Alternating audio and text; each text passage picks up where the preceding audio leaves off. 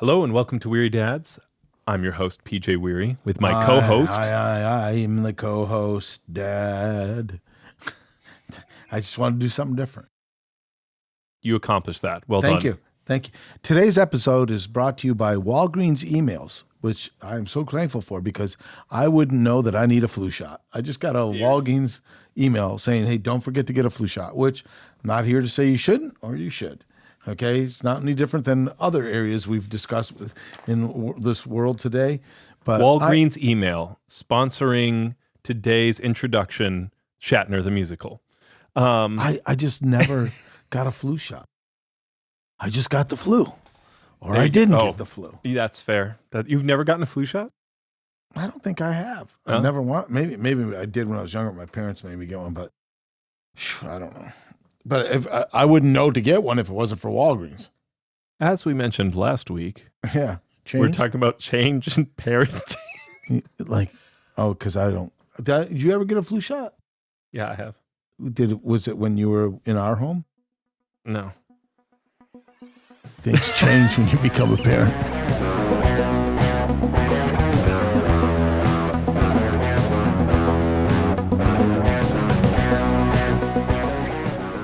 Hey, we're talking about change because of parenting, aka having papooses, children. And I think this is Little Sasquatches. Yeah, I'm going to say this. I think marriage was the biggest change for me, and the second one was having kids. I actually think it would switch for me. I think having kids was Number one. It's a bigger change for me. I could see that. I see that. At the end of the day, and I think some of this is personality too. At the end of the day, like if I needed alone time, I could tell Becky Sue I needed alone time, and I could create that space, and she would survive for a couple hours. But once you have a kid, if you are in charge of that kid, you have you can't just tell the kid, hey, I know you're hungry, but just like go make a sandwich. So it's so funny you say that because I think, again, everybody out there, you all understand this. Everybody's journey is different. Yeah. Mom was home and I was working. So, right. Man, I don't know if I got alone time then. Okay. But I was like we were so glad to come back together. And then when we had kids, Mom was home until each one of you, I think you had just turned 8. She would have gone back to work, I think.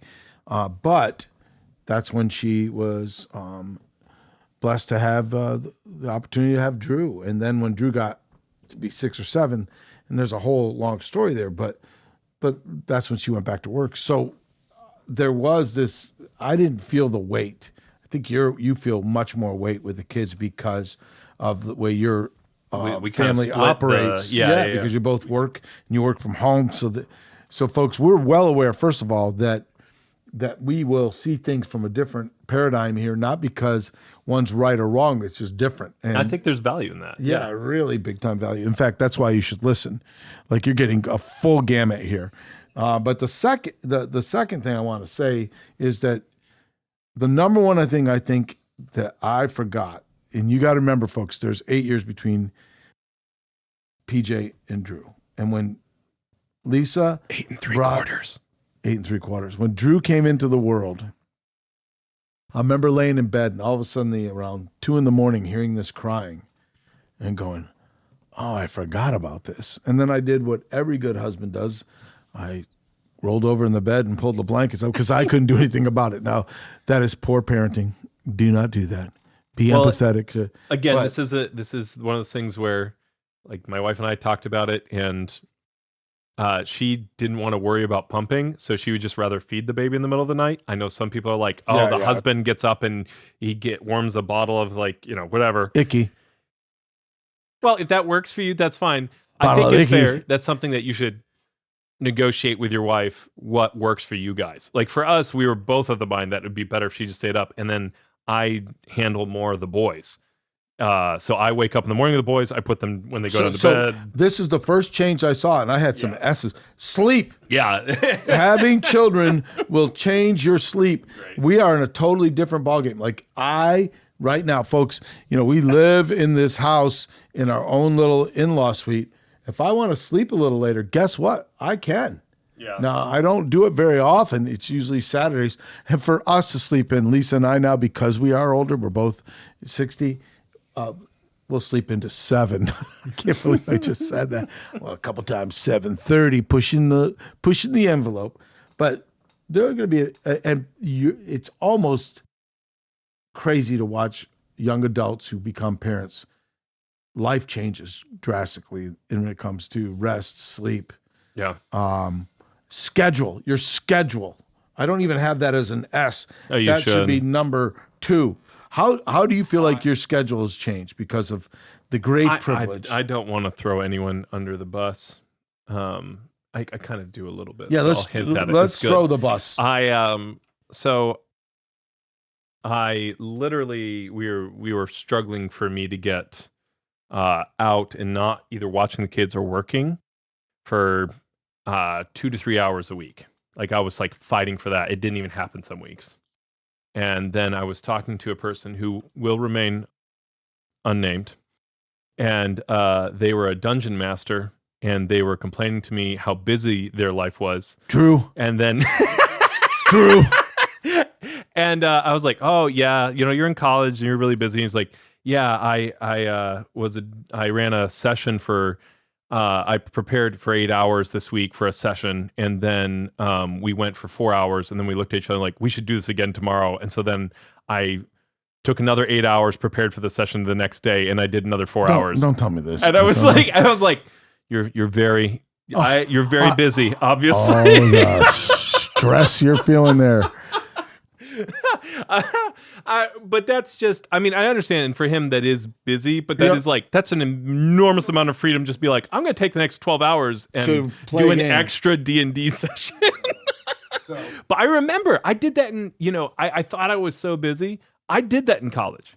I would be like, oh, I'm so stressed and busy. And then I would play a video game for 6 hours. And then at the end, I'd be like, oh my gosh, I don't have any time to do anything, and I'm like, when they say youth is wasted on the young. You got real quiet here. Because I was talking to some young men today that I'm doing some studying with. And as I was talking to them, I realized, man, how much I had changed and grown. And for those of you who've ever listened to the podcast before, I tell the story all the time where I was just really bad organizationally. I loved young people. They knew I loved them. I could connect right away. But, I struggled in that area. And now I've become such a time management. I think the word guru is a really poor word. Probably more control freak.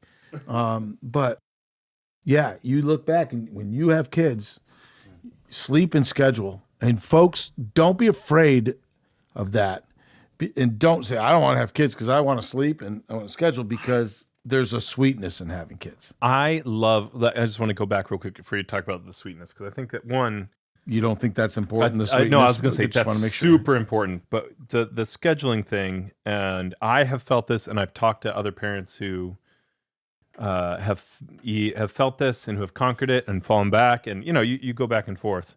I think a lot of people live their lives because they never learn to schedule and to actually just look at their blocks of time, figure out what is most needful, and then drop the rest.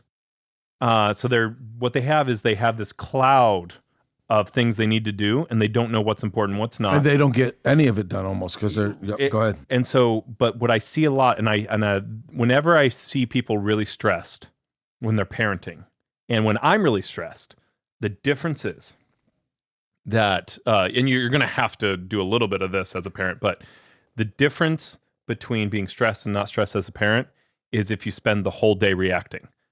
Parts of the day, you're going to have to react. Things are going to come up. But if you can anticipate those, just be like, hey, things are going to happen today and you're going to have to deal with that. That's fine. But if you wake up in the morning and you wake up after the kids, they come in, they wake you up, and then you have to get breakfast for them. And then you have to get them ready for the next thing. And you have to get that. And literally this morning, just with the baby and everything, I've been sleeping extra. So the kids woke up and then I woke up after them. And for the first 4.5 hours, I was literally, I bounced from one thing to the next and just had to put out fires. Right. So you And I was can't be just reacting. proactive. You're reactive. And And it's so much more important to be proactive. And it's so interruptive to your mental train because you're just, everything's an emergency and everything's urgent. And it's like being surrounded by neon lights of just like mental pain. And if instead you're like, tomorrow, this is what I'm going to have the kids do. And I know they're going to make messes and stuff, and I'll react to those when it comes, but I'm going to get these things done. And that's what's most important. And then you wake up before them, you have some quiet time, and you're able to plan your day. You're able to have some time to yourself, enjoy your first cup of coffee or hot tea or whatever you do. It's a game changer. And that half hour will save you hours of pain. Yeah. So for those of you, and this is probably a whole nother session. I don't know if we've even done this before. I'd love to, is I have taken Michael Hyatt's The Big Three. We did it. Scheduled 3. Right. So for those of you listening, I think that's very, very important as you try to make sure you are impacting your kids. You need to make sure you can't impact your kids with an empty cup. So you got to fill your own cup, and you have to take the time to do that. But that's where we talk about the sweetness. And that's where when you do get to impact your kids and you do have those moments, I do hear people like, why would I want to parent? All parents do is complain. And that's because that's people's natural kind of default mode. But the truth is, it's kind of like starting your own business, which isn't for everyone. And parenting isn't for everyone. I understand that. But parenting is one of the hardest things that you'll ever do. And it's also one of the most rewarding things you'll ever do. Most fulfilling. Very similar, I think, to like when you think about your career, if you find something you love, it's normally a lot of hard work, right? If you're doing what you love, it's a lot of hard work, but there's a ton of just like reward. And there is no replacement. And that doesn't mean everyone has to have it, but there's no replacement for Finn had just learned to walk. We were at an apartment, and he had never walked outside before. He'd been out on his hands and knees, but he had just learned to walk, and I held his hand because he still needed it to really walk well, and we walked outside together for the first time, and his eyes just got really big, and he was able to really explore with me. We walked, and that moment is magical. There's no replacement for that moment. That's really good. There's no replacement for the sleep that you'll miss. So a good example of this. It's gone. Is your kids wake up at 2 a.m. and at first you're annoyed. At first you're really tired, and then they settle. And, we're trying to teach them not to sleep in our bed. But then at 2 a.m, when the kid who's been having a tough time, or he's just been fussing, or like things have been really hard with him, and then he just cuddles up next to you and he just puts his head in your shoulder and he just solely rests in your protection, and it's clear that he loves you and wants to be loved. That's I don't even know if, as we're talking, if people out there are sensing that statement, but there's such a power in that bond it's a strong bond, and it provides solidity to that young person and security. That's, man.